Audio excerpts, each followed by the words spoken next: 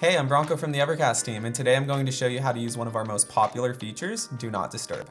When Do Not Disturb is on, the room is essentially locked, so new participants can't join the room unless a room owner or admin lets them in.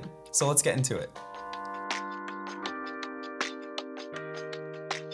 First step is to activate the feature. If you don't have access to the Enterprise Admin Portal, you can ask your account manager to activate Do Not Disturb for you. If you do have Admin Portal, you'll start there. In Feature Controls, select Defaults and turn on Do Not Disturb. If you want, you can make this feature room specific.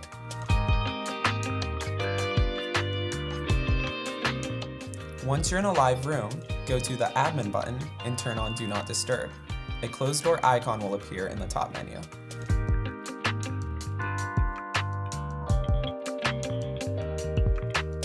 Now when someone tries to enter the room, you'll see a notification. Click the green check mark to admit them or the red X to deny the request. Thanks for watching. We'll see you next time.